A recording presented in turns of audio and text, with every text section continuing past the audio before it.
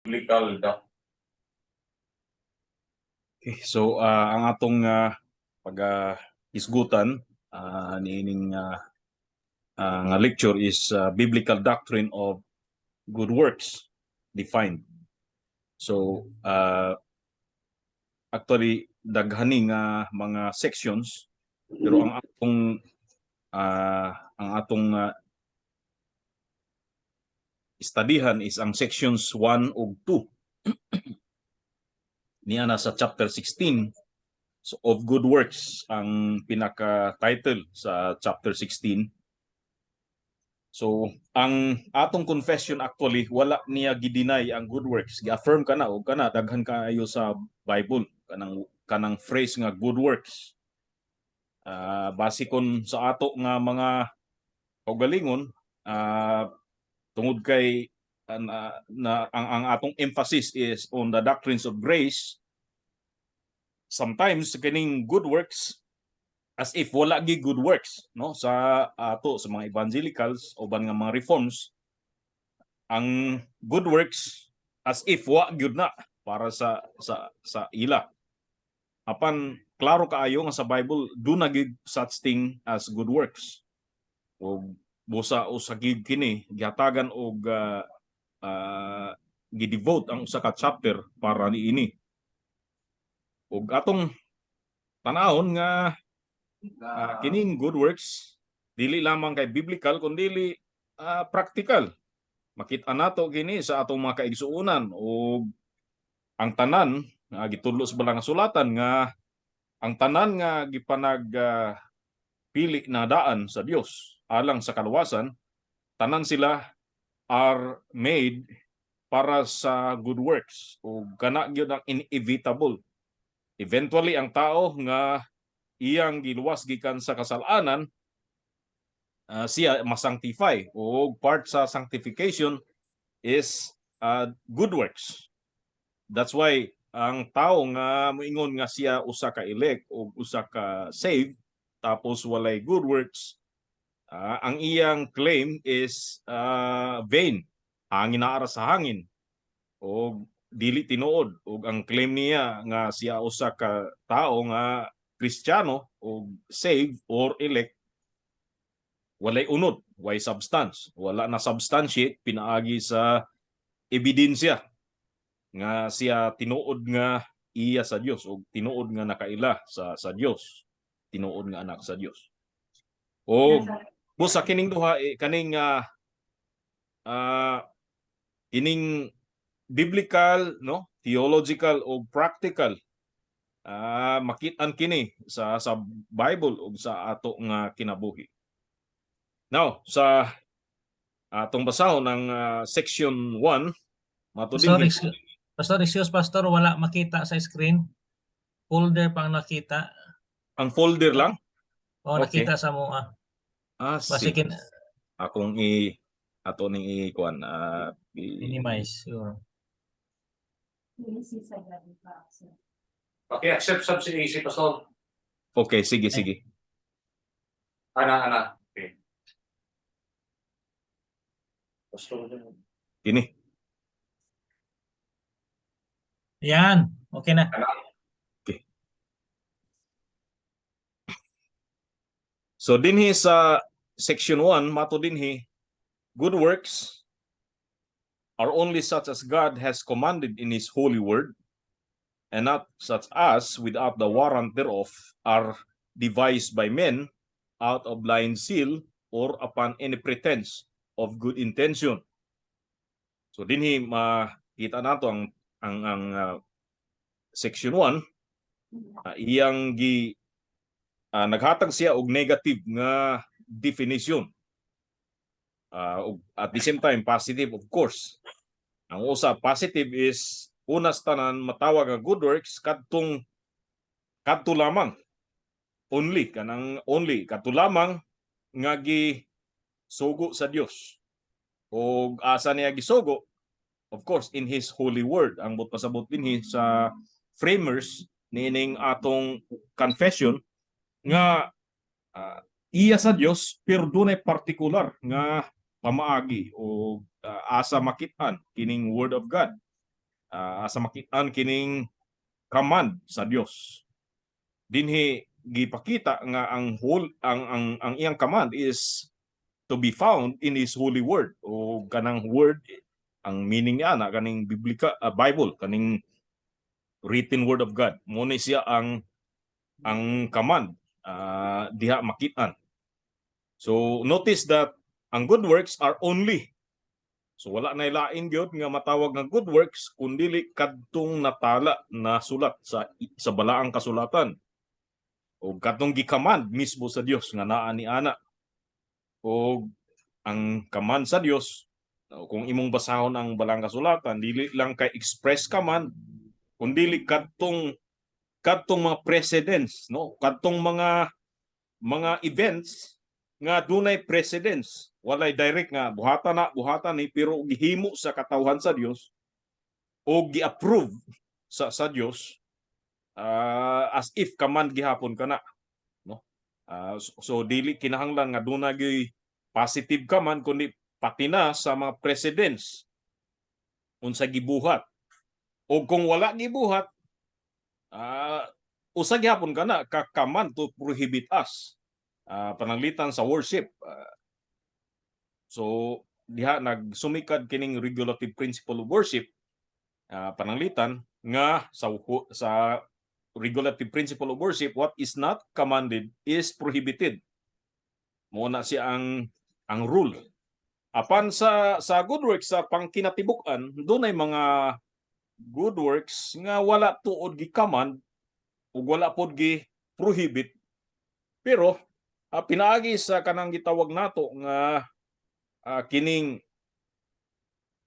kanang general equity, kana common nga law sa tanan nga nasod, no. Tanan sila ang maong general equity nga common sa tanan nga tao, sa ilang panglihok ug sa ilang pamatasan o sa common nga pangtao nga kalihukan. Although wala kaayo matala, walay express nga command sa balaang kasulatan, counted na siya nga good work. Although of course ang balaang kasulatan naay mga principle makit-an diha sa balaang kasulatan. So mo nang meaning sa command, no.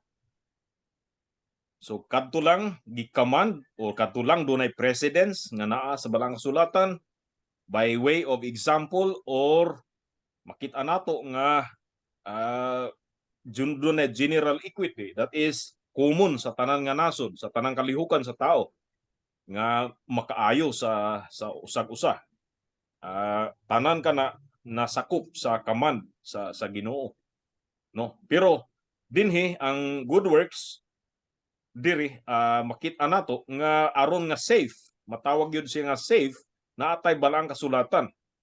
Kay ang tao, although naa sa nature, naa sa kanang general revelation, dunay papel ang general revelation sa good works, and yet tungod kay ang tao makasasala o deprave ang mga tao, no, dunay inability to read the law of nature.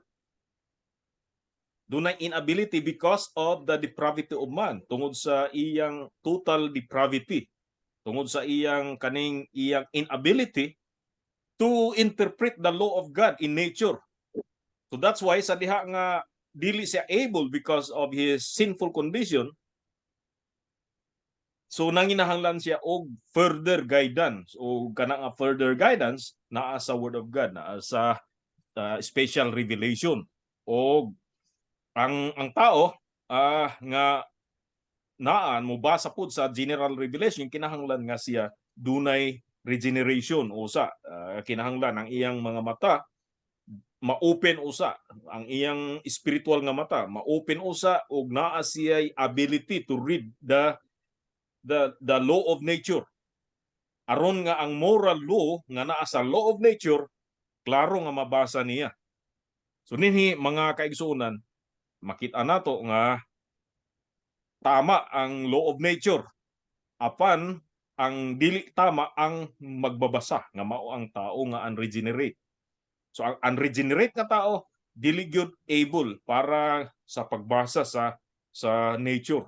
That's why ang law of nature, no? Ang law of nature able nga basahon lamang sa regenerate. Ug ang regenerate ang dunay capacity para himuon ang pag-interpret sa law of nature in the right way.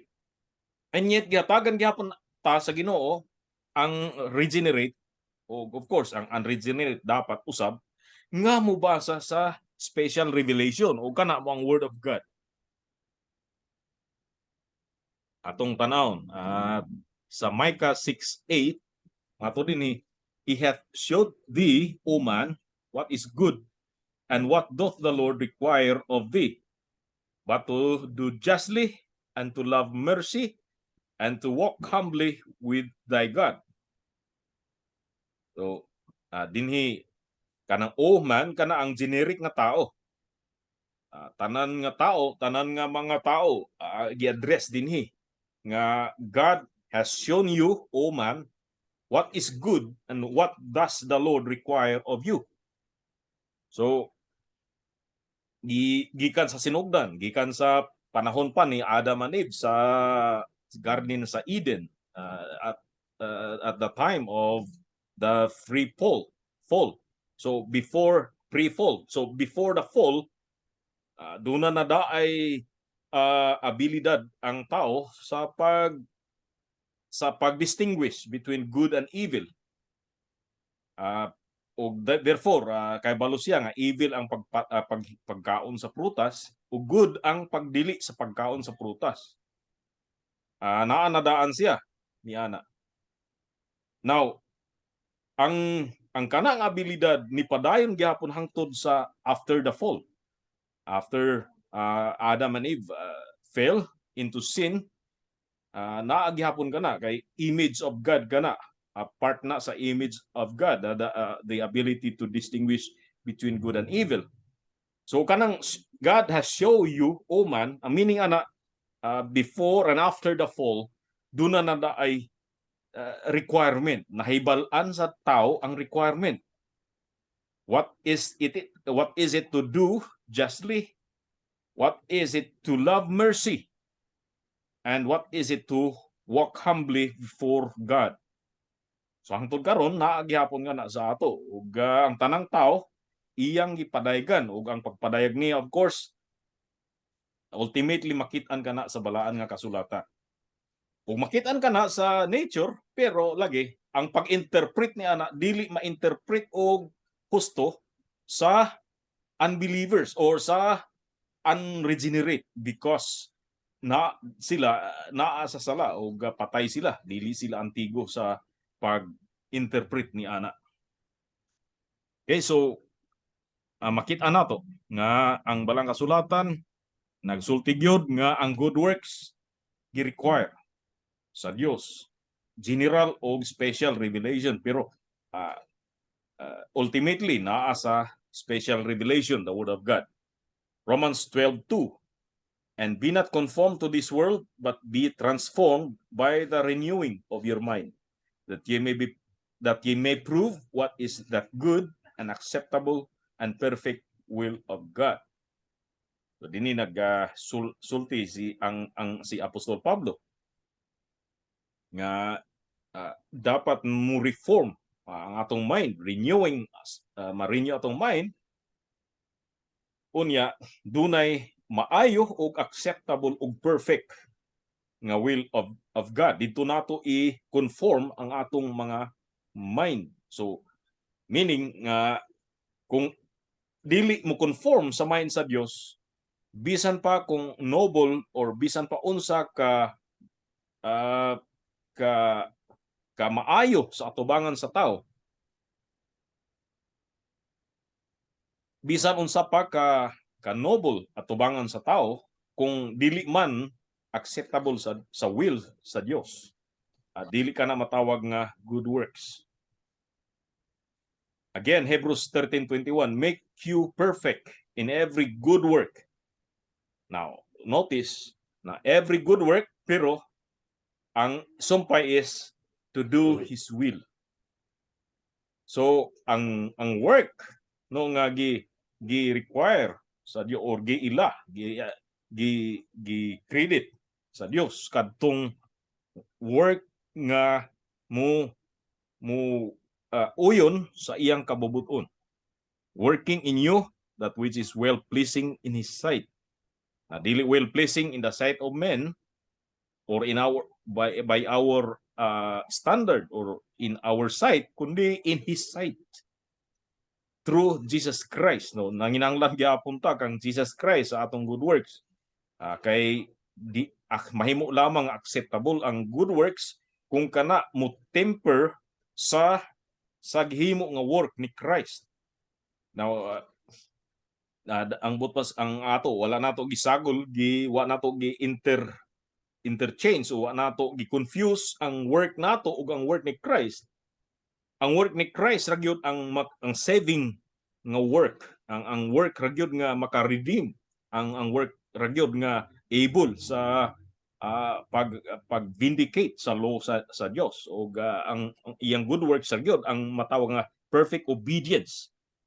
Now kana gilahi kana dili kana mo yung work nga atong gisgutan dinhi, ani atong work hibali giangkon gihapon as if kini kang Kristo. So therefore ang mga work nga giangkon gipaagi diha kang Kristo kana siya acceptable sa Dios kay niagi gitemper sa so to speak diha kang Jesus Christ. Kaya dili gid acceptable if it is not through Christ. To whom be glory forever and ever. Amen. So, ang good works dinhi una kinahanglan nga pasado siya sa requirement which is naa sa special revelation sa Dios, naa sa Bible. O kung outside sa Bible, dili nato na siya mahimo nga i-appeal or atong i-credit as good works. Kay ang good works at ko lamang nga nahisubay sa iyang pulong. Then kinahanglan nga kana mo ipaagi kang Hesukristo para madawat it will become or it will be well pleasing in the sight of God. So kung dili ipaagi kang Christ, kung direct dili na siya acceptable. So pati sa work nato naagihapon tay mediator, naagihapoy mo-mediate ka nato aron nga ang work nato madawat sa amahan. So ang tao nga bisan unsaon no kanang mga unbeliever nga nagahimo og maayo, kung ang ilang paghimo og maayo dili pinaagi kang Christ, dili siya acceptable. That's why sila bisan unsaon nila paghimo og kaaya-aya or mga praiseworthy nga mga buhat, it's because they are done without Christ or outside of Christ, tanan sila is in vain. So mangutana ta ngano man vain lang di ang ilang gihimo nga maayo. Of course, ang Dios ang choice niya, iyang will, iyang he choose the means by which our good works shall be acceptable in His sight, and that means is no other but through Jesus Christ our Lord. Pero kung dili pinaagi ang Christ, dili gyud acceptable sa langit. So mao ni nga ang abi nato sa una nga ang work nato panglitan giving nato bisan sa mga dili Kristohanon counted sa langit, no, because wala nila gipaagi kang Christ. Now sa diha nga naa kang Christ ang usa ka tawo, diha pa maila or diha pa makwenta ang iyang buhat. So balik ta sa atong sa section 1. Pwede makapangutana, Pastor? Yes, Mami, yes. Kanang yung sabi mo yung according yung good work is doing according to according to the good will of God. Ang kaniyan to,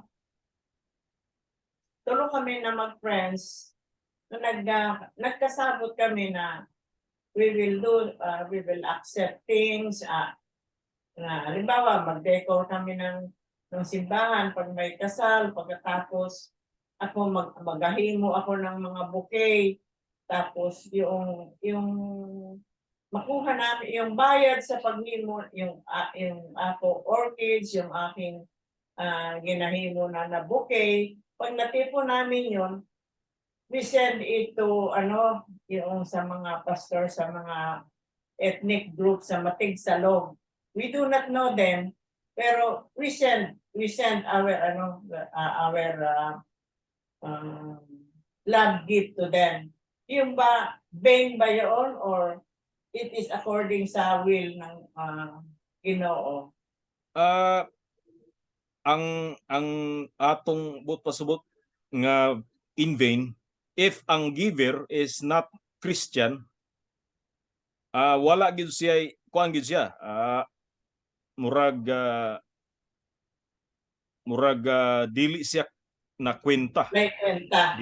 dili makwenta sa atubangan sa Dios, because ingon sa balang kasulatan nga naabay is any clean thing coming out from any unclean thing. So ang tao makasasala man gyud is ang tanan nga iyang himuon atubangan sa Dios, bisan unsa ka maayo, unacceptable gyud na atubangan sa Dios ang buhat sa tao, ang iyang gihimo nga buhat sa tao nga dili niya anak, dili niya acceptable. Mura ba og ang dili niya anak makasasala og hugaw atubangan niya, mura siya makitungin kadtong nga ay mga sangla. Now ang tao nga sanglahon, imagine for a moment, suppose napadpad ka sa isa ka isla, and then gutom kaayo ka. So sa imong kagutom, naay kitongin nga tao gusto mo pakaon sa imo. Nagdaladala siya sa iyang plato niya, gusto niya ka nga pakaunon, pero of course walay ilahin nga makaon ka na naa sa iyang kamot. Na plato, of course siya ang gahuga sa iyang kamot. Now, bisa unsa ka maayo ang intensyon niya, it's because ang giver is ketungin or naay sangla, dili gyud na siya acceptable para sa ato. Ingana ang Dios sa mga bisan unsa ka maayo ang himuon sa usa ka unbeliever, unya bisan pa kung gidedicate ang iyang work sa Dios, it's because tungod kay kanang tawhana wala pa na cleanse sa blood ni Christ, hugaw atubangan sa Dios ang iyang kaugalingon, dili gyud acceptable ang iyang good works. Pananglitan sa Old Testament naay law nga dili acceptable ang offering gikan sa bayad sa mga prostitute. Same lang gyapon ana nga unacceptable gyud bisan pa kung maayo ang intention sa prostitute. Kung ang iyang gihatag sa temple is bayad man sa prostitution, dili gyud i-accept sa Dios. Munay ginamina to nga ang good works nga gihimo sa dili iyang anak, dili gyud acceptable sa atubangan sa Dios. Pero atong mahisgutan by and by next kuan siguro next nga session, nga kung ang unbeliever or mga dili anak sa Dios muhimo og dili muhimo og maayo, musamot ang ilang liability. Musamot kung dili sila muhimo og maayo. So meaning ang paghimo nila og maayo, wala sila merit, pero wala sila demerit. So naalang sila sa neutral nga place. Pero kung dili gyud sila muhimo og maayo, automatic demerit atubangan sa Dios. Munay ginamina to. Ayok nga nakatubag ko mami sa imong question. Well, thank you, Pastor. You're welcome, mami. Okay, so good works are only such as God has commanded in His holy word, and not such as, without the warrant thereof, are devised by men out of blind zeal or upon any pretense of good intention. Muto atong isgutan kaganiya nga dunay mga good works nga gihimo gyud ang mga tao, ang mga non-Christian, mga unforgiven nga mga tao, naay zeal sila. Pananglitan makita nato nga ang non-Christians, daghay mga non-Christians nga dunay zeal sa good works. Pero ang tawag niya blind zeal because wala na siya na temper sa unas tanan, sila dili mga anak sa Dios. Then ang ilang intention, although good, pero pretentious ra gihapon tungod kay ang ilang good works gihimo for other ends, for other motives, dili gyud for the glory of God. Ang uban nga good works para nga pananglitan sa mga politiko, para lang na ay return, mamugas-pugas sila or manghatag alindahaw kay aron nga in return butuhan sila sa ilang mga constituents or sa mga paghimo nilag mga projects, mga proyekto o mga development sa lugar. Himo na nila not because they really mean it, not because they love their people, not because out of their love or compassion, kung himo sila mga ospital, himo sila mga rehabilitation center, unsa pa, kundili ang ilang ginahimo na because ang ilang tanaw performance, at least ang tao makita ang ilang performance, so humot sila sa tao. Or kung naa sila lain nga lain nga motive, purely humanistic nga motive, dili gyud pa for the glory of God. Parang uban para nga naa sila legacy, ang ilang ngalan matala sa kasaysayan. So kana tanan, no, blind zeal o pretentious nga good works. Atong basahon sa Matthew 15:9, but in vain, pananglitan sa worship sa mga Hudiyo, mato diri, but in vain they worship me, teaching for doctrines the commandments of men. So ang context din kadtong ang mga parisyo ilang gisaway ang mga disciples ni Jesus Christ because wala sila naghimo og ritual, kanang cleansing ritual para sa ilang pagkaon. O gitubag ni Christ nga katong cleansing ritual nila, no? Nga para cleansing, para sa purification, vain kadto because kadto mga doctrines o commandments sa mga tao. Kadto nga passage actually dili to panghunaw sa kamot, kanang di ba kita magkaon ta usually bisan ato mga sauna before sauna, ang mga native nga Pilipino dili man magkutsara, mukaon lang siya diretso sa kamot. Ako mukaon man ko sa kamot diretso. So manghunaw ta tungod kay apil na sa atong hygiene. Kanang istorya diha dili for hygienic purpose nga manghunaw ang mga Hudiyo. Ang purpose gyud nganong nga sila maghimo og cleansing ritual is tungod kay dun naglikay sila nga ang ilang mga vessels o ang ilang mga kaugalingon nahugawan sa pinaagi sa naay kining pananglitan na nakahikap ang ilang kamot og mga patay or mga bangko nga na lingkuran sa mga Gentiles, hugaw na sila.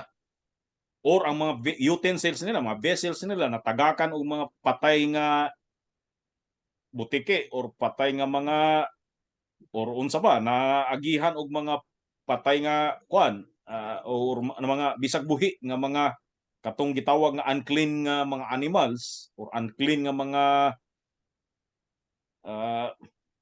gagmay nga mga kining mga gagmay nga mga animals, unclean na dayon. Mga uk-uk ana. Now sa ato mo hugas man gyud ta sa atong mga vessels because tungod sa kay ang panghugas atong mga vessels so atong mga kamot tungod na siya sa hygiene, tungod sa at least hygienic na siya. Pero sa ila dili, ang ila is wisik. Ug ang pagwisik ana aron nga ang kumakaon ma-cleansing. Ritual na nila, murag ceremony nga before mo kaon ay cleansing lang, murag wisikan nila sa tubig para mahinglo, dili na siya matawag nga ceremonially unclean ang mga vessels ug ang mga tao. So now kana nga practice gisugo na sa mga kanang mga kuan nila, mga elders nila. Kana nga practice gi sa mga tigulang nila gisugo bali gipamana nga practices. Although wala ina sa Old Testament, wala gyud sa Bible nga before ka mokaon dapat ay ritual nga himuon. So karon kay ilan ang gihimo, ang reaction ni Christ is kinahanglan matod ni Christ nga ang reaction na is kana sila vain nga worship, vain nga klase sa good works or sa work tungod kay wala gisugo sa Dios kundi gisugo sinugo lamang sa mga tao. Now sa Isaiah atong basahon 29:13, wherefore the Lord said, for as much as these people draw near me with their mouth and with their lips do honor me, but have removed their heart far from me, and their fear toward me is taught by the precept of men. So kani ang background sa Matthew 15:9 nga ang mga tao they draw near with their mouth to God. Ba lang ang ilang gipaduol sa Dios. And lip service lang. With their lips do honor me. Ang ilang praise the Lord sila, hallelujah sila, no? Ang ilang lips is gadaig sa Ginoo, pero their heart was far from God. And their fear toward me is taught by the precept of men. So ang ilang, kung nahadlok man sila sa Dios, kana nga kahadlok pinaagi lamang sa sugo sa tao. Ang pasabot ni sa Ginoo is ang tao, ang mga pastors nila, mga pare nila o ang mga propeta, mini nga propeta nila naghimo og mga balaod nga as if mga balaod kadto sa Dios. Unya ang ilang gihimo nga rason kani nga balaod iya sa Dios. So ang tao mahadlok mo himo, mahadlok ma-violate sa mong balaod. Ug sa diha nga ang ila kanang himuon nga mahadlok sila, ilang i-obey ang mong precept, mong balaod. Sa atubangan sa Dios is vanity. Walay pulos. Murag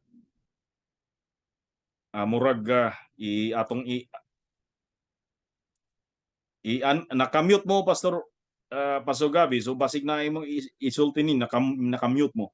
I-unmute lang ninyo. Now, sa 1 Peter 1:18, for as much as ye know that you were not redeemed with corruptible things as silver and gold from your vain conversation received by tradition from your fathers. So, received by tradition from your fathers. Ang tawag niya vain conversation. Kaning conversation, dili conversation kanang one man talking to another, dili ang meaning ni ana, kundi conversation meaning kanang practical life, no? Adlaw-adlaw nga pagkinabuhi mo ni meaning sa conversation dinhi. So ang ilang adlaw-adlaw nga pagkinabuhi are vain because they are received by tradition from their fathers. So mga amahan katong mga lulo nila mo'y naghatag ni ana nga mga tradisyon or mga precepts. Atong basahon sa 1 Peter 1 sa Romans 10:2. For I bear them record that they have a zeal of God, but not according to knowledge. So dini ang pag-ampo ni Paul ug ang iyang desire para sa mga fleshly nga Israelites mao nga sila ma-save. Kay matod niya for I bear them record. Ako pamatod nga sila dunay zeal, dunay kainiton may tungod sa Dios. Sila duna sila'y murag kuang gyud zealous sila. No? Zealous sila may tungod sa Dios. Puno sila kainit. Mupatay pagani sila in the name of God. Ingana ang zeal nila. Pero mato niya not according to knowledge. So, but pasabot dili pinaagi sa kahibalo. So, ang meaning ni Apostol Paul dili pinaagi sa husto nga interpretasyon sa balaan nga kasulatan, which is at the time ang ilang kasulatan ang Old Testament. Wala sa sakto, wala si Christ din sa ilang pagbasa sa Old Testament. Devoid of Christ. So not according to knowledge. Ang tanan nilang gihimo sa templo, sa mga sinagoga o sa ilang mga balay, tanan sila gihimo nila out of the zeal of God. But wala, in vain sila because it was not done according to knowledge. Now sa John 16:2, they shall put you out of the synagogues. Mo na ni. Nga ingaana sila ka zealous. Nga ang mga Christian sa diha nga ang mga Christian nga previously miyembro sa synagogue karon sila i-excommunicate, sila pahawaon, wadon ang membership sa synagogues. Puwersahon nga dili na musimba o di na mo makigtipon kauban kanila. I-kick out, no? I-outcast na sila sa mga Hudyo. Yea, the time cometh that whosoever killeth you will think that he doeth God's service. So bisan sa pagpatay, no, sabot dinhi nga mupatay sila og tao kay nagtuo sila nga mismo ang murder service to God. O kanay tabo kang Stephen, no? Kang Esteban sa Acts chapter 7 atong mabasa ang pag-stone kang Stephen. So abi nila nga they are doing God's service pero actually they're displeasing God. Like the Apostle Paul, he was kicking against the pricks. Wala siya nag-serve kang Christ, but he was persecuting Christ instead.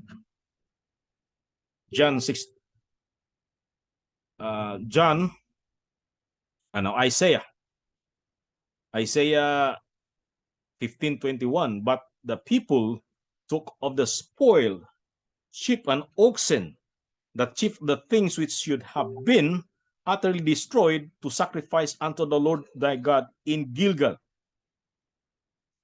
And Samuel said, hath the Lord as great delight in burnt offerings and sacrifices as in obeying the voice of the Lord? Behold, to obey is better than sacrifice, and to hearken than the fat of rams. For rebellion is as the sin of witchcraft, and stubbornness is as iniquity and idolatry. Because thou hast rejected the word of the Lord, he hath also rejected thee from being king. Now, nag-refer ni kang Saul, kang Saulo, ang unang hari sa mga Hudyo sa mga Hudiyo. Si Saul, makita nato nga dito sa panggubatan, iyang gisave ang mga karnero o daghay mga baka o karnero sa katong mga pamuhi sa mga kalaban. Ang mga kaaway dunay mga amuhi mga kining mga kahayupan, kining mga karnero nya tambok man nindot man kaayo gisave ang mga karnero ni Saul ni Haring Saulo. Mao gihapon sa kining mao gihapon ang kaning mga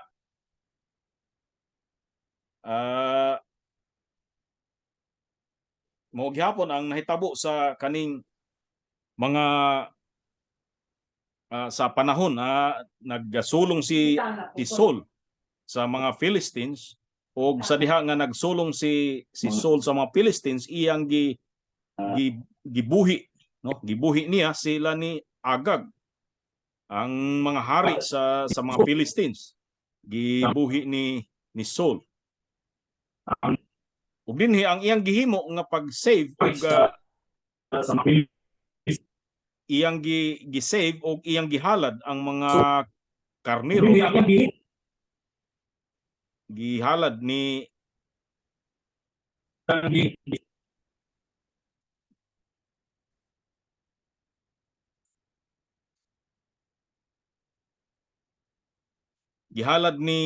Saul ang mga karnero. Sa diha nga nahalad ang mga karnero, siya mismo nangunay, although dili siya prophet o dili gani siya priest, king siya, gidili man gani ang paghalad sa hari. Pero ang issue diri is mauni.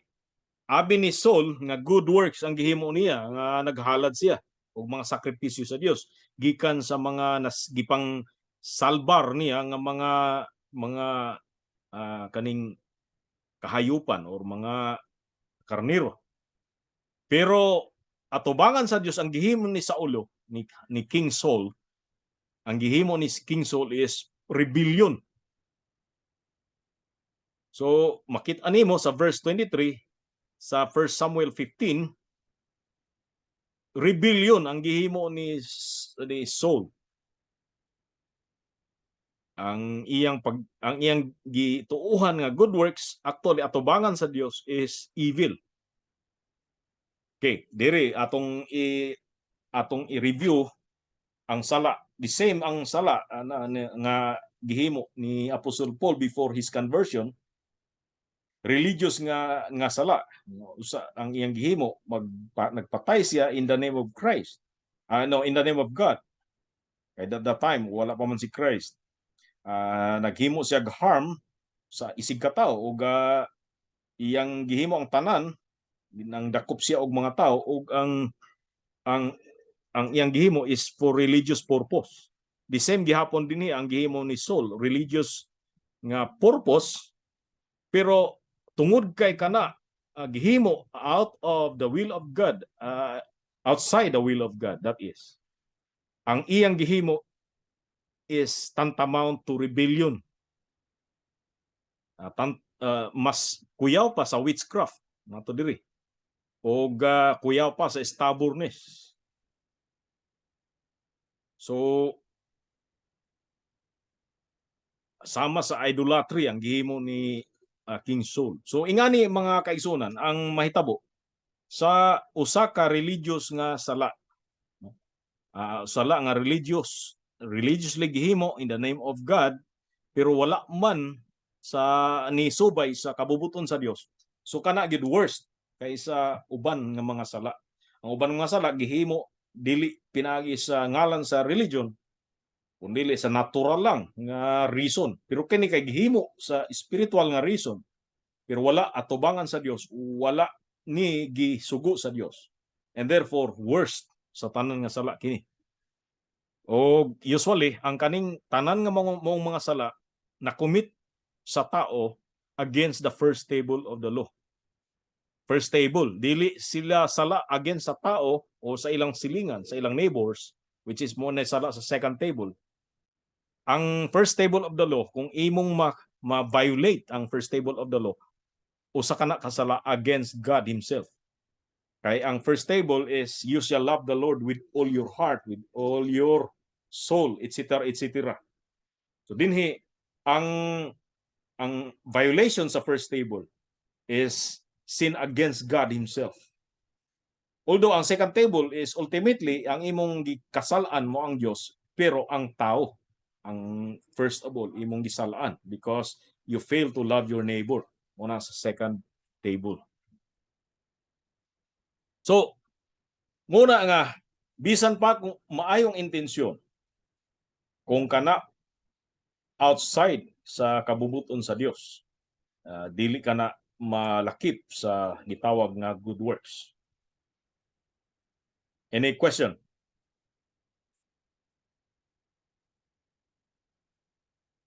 Pastor, Yes. propriety sa example na ay taong muhatag sa atong simbahan out of his good-heartedness pero dili converted. Unsa may kuan nato ana, unsa may atong stand ana, Pastor? Good question na siya. Now, duha man ang level ang atong kuan, ang duha man ka level ang atong gibarugan. Na commonality nato sa isig katao, both Christian and non-Christian, na common ground, pero doon ay exclusive ground nga iya lang gyud sa Christian, which is dili na appeal na ang mga unbeliever. Now, sa diha nga mohatag pananglita ang usa ka unbeliever o usa ka na ay iyang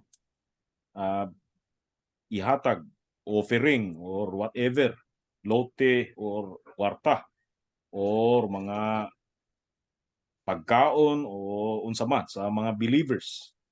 Now, na common ground mo kanang acceptable na sa atubangan nato, although dili siya kwintad kuan siya uncounted atubangan sa Dios sa good works, dili siya gyud ma-count atubangan sa Dios nga good works. Pero sa akong gikaingon ato na siyang ma-discuss later on nga kung dili gyud mohimo og good works ang mga unbeliever is musamot ang ilang tulubagon o atubangan sa Dios. Now, ang question is, angay ba natong dawaton? Yes naman. Dawaton nato. Naay mga good works sa tao nga level sa common ground nato among believers and unbelievers. Naay mga good works naman sa ato lang nga level. Pero sa atubangan sa Dios dili to makwinta nga as if na ay merit nga gihimo ang tao. Wa pwede merit siya. Kay kung di pud niya himuon, demerit, automatic demerit. Pero kung mohimo siya, at least wa man siya merit pero wala siya demerit. Ang mga unbelievers kung mohimo sila good works. So sa ato nga side, maayo sila na kanang civil good works, civil nga pamaagi. Sa ato dawaton nato kung mo-donate sila sa atong simbahan or muhatag sila og mga goods or unsa man sa atong simbahan, dawaton nato. Pero lagi kung dili sila mohatag, kung dili ni hilinguon, automatic atubangan sa Dios demerit gyud, which is kasagaran sa unbelievers karon di gyud mohimo ni ana. So negative 1, negative 2, negative 3. While kumuhatag sila, at least naara sila sa negative 0.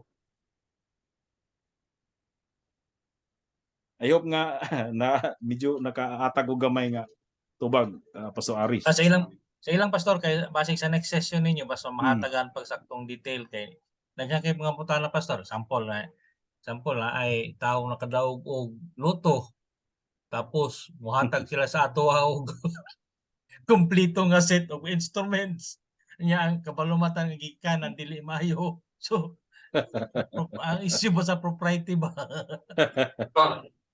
Pastor, Yes, Pastor Gabi. kanang time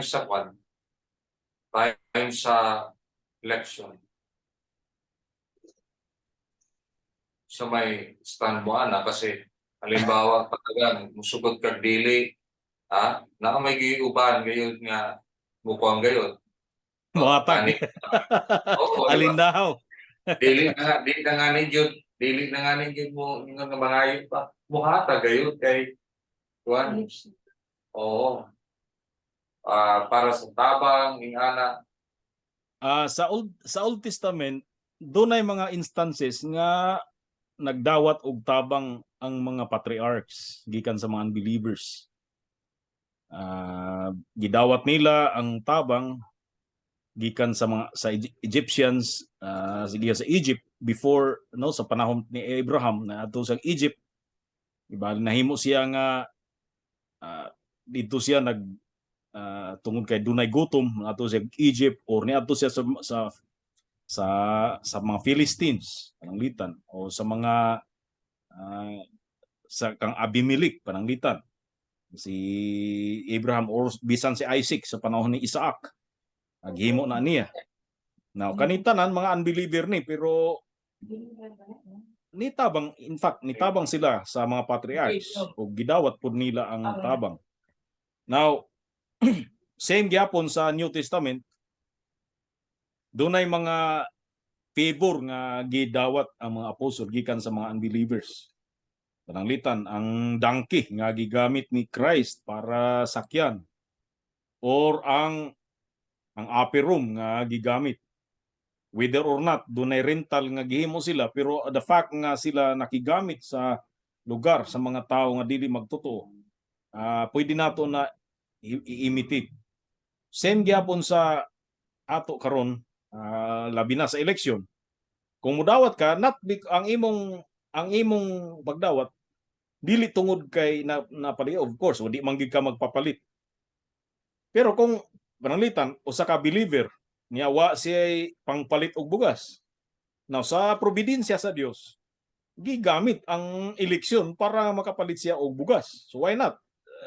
Dili na ako makit-an nga sala nga dawaton niya. Ang importante lang nga iyang gi-express nga wala siya intensyon nga mo papalit. Moingon siya nga imo man ihatag. Ako ning dawaton. Pero unsa man ako ning dawaton pero dili ni makausab sa akong desisyon. Dapat iyang express na. Nga naa na siya desisyon. Pero kung imong ihatag ni dili ko basta kani mubuto ko sa akong kandidato. Dili tungod ini. Di na mausab ang akong desisyon. Ug kani dawaton ako kung imong ihatag sa ako. Basta at least iyang express. Klaro ang iyang brugana. Dili kay naa na siya set of candidates nga iyang giplanuhan nga iyang butaran, then makadawat siya og kwarta gikan sa kandidato nga di man auyon sa iyang heart, di man makapasa sa Christian nga criteria nga naa sa huna-huna niya, pero nausab ang iyang huna-huna karon kay nakadawat og 500 or 1,000. Kana sayop gyud na. Pero kung mudawat manggaling siya, pero moingon siya sa naghatag, di ko musaba sa akong butaran, basta kay naa sa akong singkasing, kung imo ni ihatag, dawaton na ako ni. Pero di na mausab akong una-una. At least, sabot niya nga, anang iyang gidawat, dili aron nga mapalit siya. Pwede ra.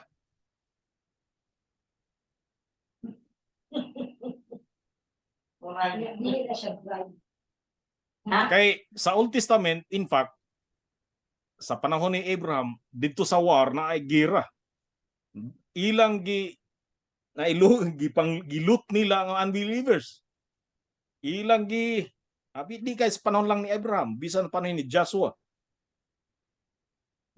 Ang mga spoils gikan sa mga unbelievers, gikuha nila. So ang dili man ingon nga atong sundugon gyud na, pero kung gihatag gyud gikan sa unbeliever, basta kay kahibalo sila nga kita, dili mausab ang atong desisyon. Dawat dili aron nga mausab ang desisyon kun dili na gid tay gibarugan na.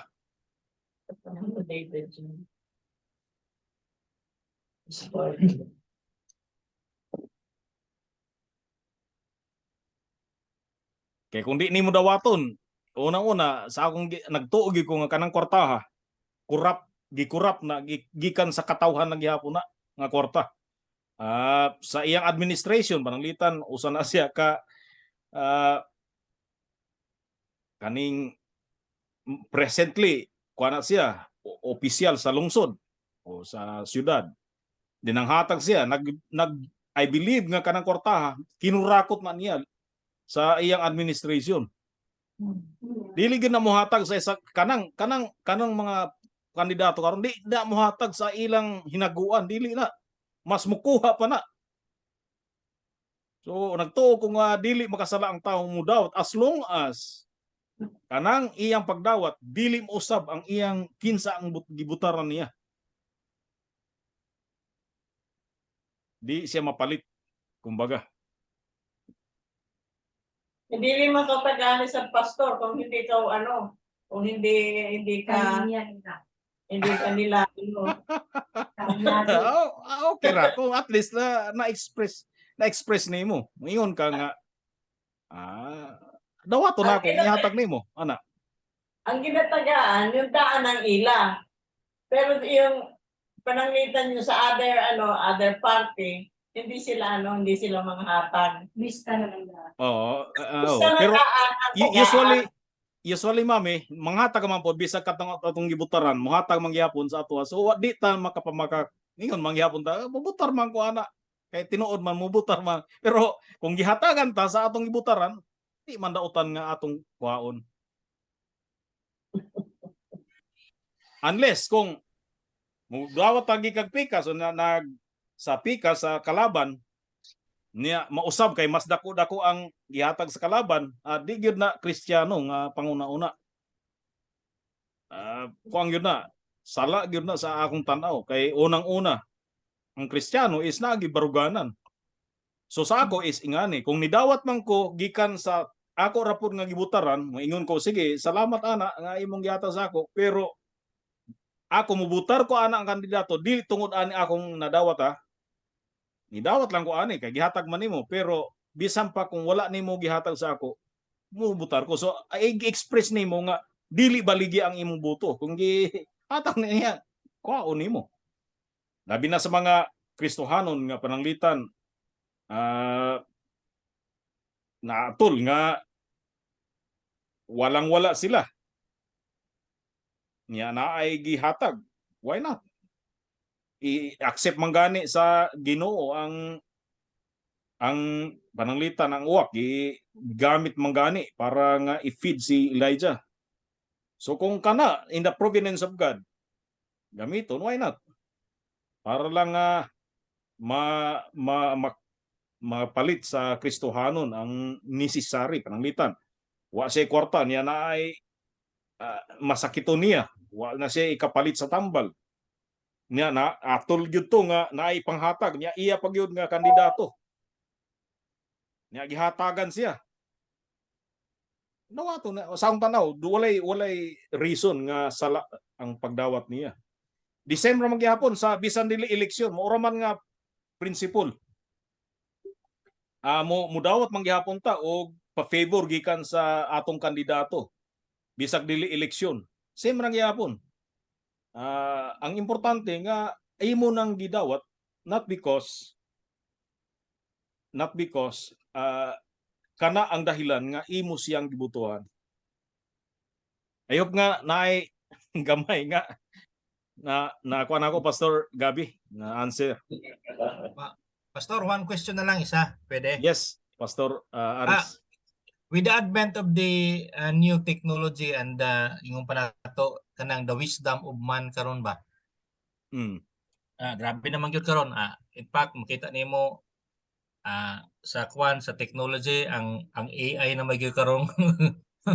Ang AI na magyud may grabe karon. Makita po nato Pastor nga kanang ang philanthropism karon labi na sa mga dato gihimo na siyang scapegoat nila para maka-eskapo sa ilang mga buluhisan na dako, di ba? Munay mo ginahimo gyud karon. Sa labi na sa mga dagkong masapian ng mga tao, philanthropism ang ilang gamiton, tabang sila. pero di akong tanong pastor dili gyud gihapon pastor mo suit sa standard sa good works na gi-require sa Ginoo. Correct. Kay wala man gyud gihapon sa pastor, ang pamaagi man is just really to deviate para matanaw sa tao, pero atubangan sa Ginoo para tanaw nako kay dili mo gyud mo pastor siya. Yes, correct. Mo gina kanang pretension lang gyapon na apil na sa pretentious nga Pretension. kuan Okay. nga good works. Okay. Sige, Ah, sige. kuan gyud kanang nasabtan ta ka kay ako one time nahimo kong manager sa usa ka kumpanya di na ako hinganlan pero mo na ang ilang pamaagi ihimong corporation instead nga si sole ownership tayo mahimog mga donation sa komunidad aron nga maibsan-ibsan ang ilang buluhisan. Muna usa sa mga kuan na siya pamaagi sa sa tao gihimo niya ang good works pero good works forces selfish ends sa ilang greed gihapon gifeed gihapon nila ang greed nila mura gahimo sila sa uban the more nga gahimo sa uban the more nga ginapadato nila ilang kugalingon kana kuang yun that's why ang katong giingon ni Jesus Christ sa katong rich man young rich ruler mato ni Christ nga it's easier for a camel to go through the needle's eye than for a rich man to enter into the kingdom of heaven. Kay muna siya wala gyoy room sa heart sa usa ka rich man or kung labi na sa of course sa mga unbeliever why room para sa love sa ilang isikatao. Self-love lang yun. Na-obsess sila sa self-adoration, self-love. Ang obsession nila sa love nila sa ilang kulingon.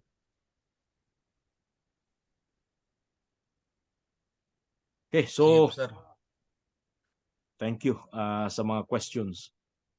Anyway, mo hisgot pa gyud tag dugang pa sa sunod nga lecture. Sa section 2, these good works done in obedience to God's commandments are the fruits and evidences of a true and lively faith.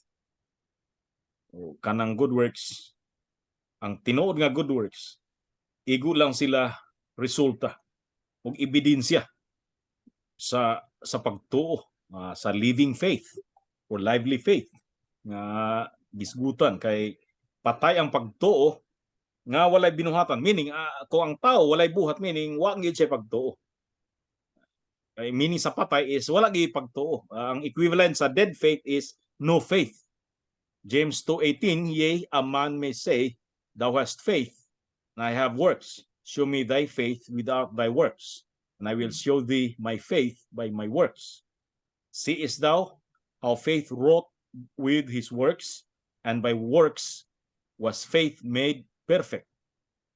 So ang pinaka meaning dinhi nga duha ka klase ang faith, no? Nay living faith ug dunay dead faith. Now, ang living faith is meaning dunay presence sa faith.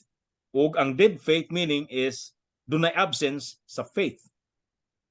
Okay, so ang living faith equals to presence of faith. Dead faith equals to absence of faith. Muna ang meaning sa James. So ang presence sa faith is naa siya living faith. So kung naa ni living faith kanang tawhana muhimo gyud og works. Now, ang absence, wala siya faith, meaning dead ang faith. Wala siya faith, wala siya works. Now, ang James 2:18 kung sabton sa uban dili mao na ang ilang interpretation. Ang interpretation nila is mao ni nga tanan ta dunay dead faith. Aron buhion nimo ang imong dead faith kinahanglan mo work ka. Inga naman ang ilang interpretation. So kinahanglan nga muhimo ka good works aron mabuhi ang imong faith. Now, kung di ka mohimo good works, magpabilin nga patay ang imong faith, as if nga mura ba og ang faith nagdepende sa works. Kung mo work ka, mohimo kag maayo, mabuhi ang imong pagtuo. Pero kung di ka maghimog maayo, magpabilin nga patay ang imong pagtuo. Murag mo na ang interpretation nato og bisan kita ingana ang sa una ug ang mga unbelievers, mga uban mo na interpretation nila karon.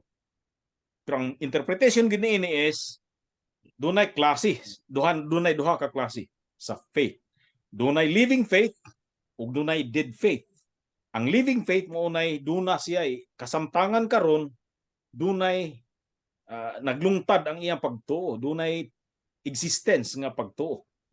While kining dead faith meaning dunay absence, non-existent nga pagtuo.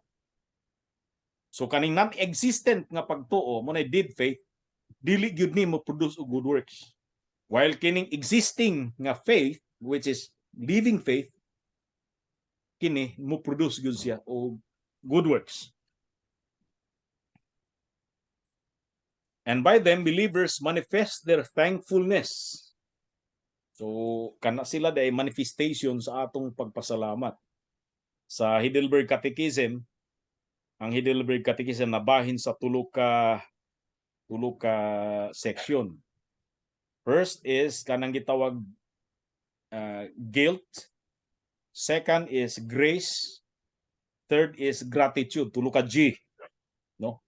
So ang gratitude meaning gipaagi sa atong good works, ang atong gratitude, atong pagpasalamat sa Dios. Psalm 116:12, what shall I render unto the Lord for all his benefits toward me? I will take the cup of salvation and call upon the name of the Lord. No? Sa 1 Peter 2:9, but ye are a chosen generation, a royal priesthood, a holy nation, a peculiar people, that ye should show forth the praises of him who hath called you out of darkness into his marvelous light. So, kanang word nga show forth the praises of him. So, unsaon nato pagpakita nga kita na mapasalamaton sa Dios nga mo'y nagluwas kanato, pinaagi ka na sa atong maayong buhat. Pinaagi ka na sa atong testimony.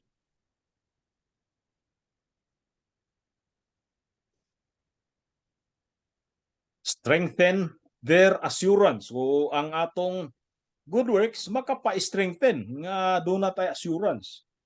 Although dili na siya mo'y basic, ultimate nga basis sa atubangan nato, pero usa sa mga pinaka-importante nga basis ang works nga kita mga tinuod nga elect o tinuod nga mga Kristohanon. 1 John 2:3, and hereby we do know that we know him if we keep his commandments, but whoso keepeth his word, in him verily is the love of God perfected. Hereby know we that we are in him. So diri mahibalota nga naata kaniya if we keep his commandments. Ang word nga no, we do know that we know him if we keep his commandments. Now, 2 Peter 1:5, and beside this, having all diligence, add to your faith virtue, and to virtue knowledge, and to knowledge temperance, and to temperance patience, to patience godliness, and to godliness brotherly kindness, to brotherly kindness charity. For if these things be in you and abound, they make you that ye shall neither be barren nor unfruitful in the knowledge of our Lord Jesus Christ. But he that lacketh these things is blind and cannot see afar off, and hath forgotten that he was purged from his old sins. Kani dako kay ni nga kwan, he forgot that he was purged from his old sins. Kung dili siya mohimo makalimot siya nga do not siya salvation. Wherefore, the rather, brethren, give diligence to make your calling and election sure. For if you do these things, you shall never fall. So, usa na siya sa pag-assure ka nato or pag usa kini siya ang good works kuha na siya pamaagi aron nga kita ma-assure nga naagid ta atubangan sa Dios or naagid ta sa mga kamot sa Dios.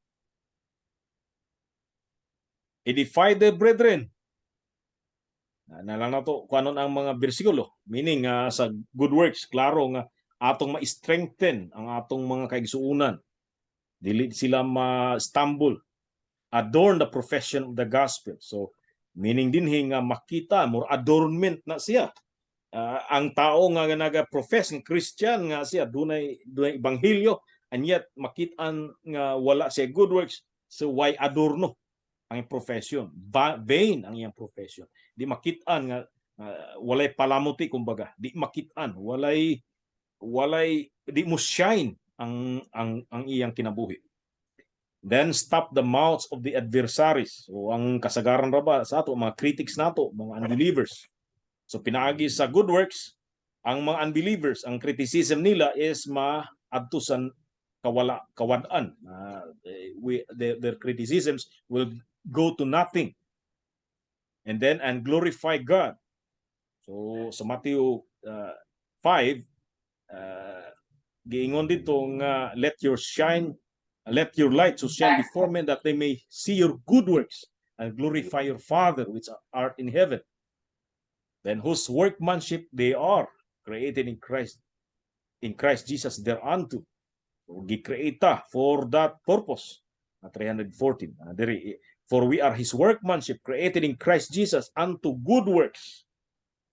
So mo na reason nga gi-create diha kang Christ because God want us to have good works. Which God, ang good works po nato apil atong election is before ordained that we should walk in them. That having their fruit unto holiness, they may have the end eternal life. Romans 6:22, but now being made free from sin and become servants to God, ye have your fruit unto holiness and the end everlasting life. So dito ang tumoy, pinakatumoy is ang everlasting life.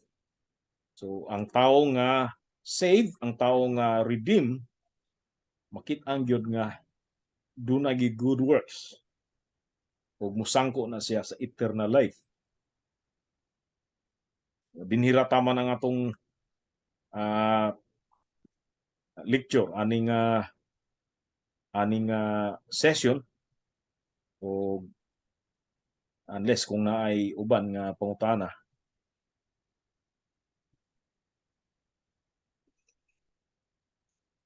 Wala na atong i-stop atong recording.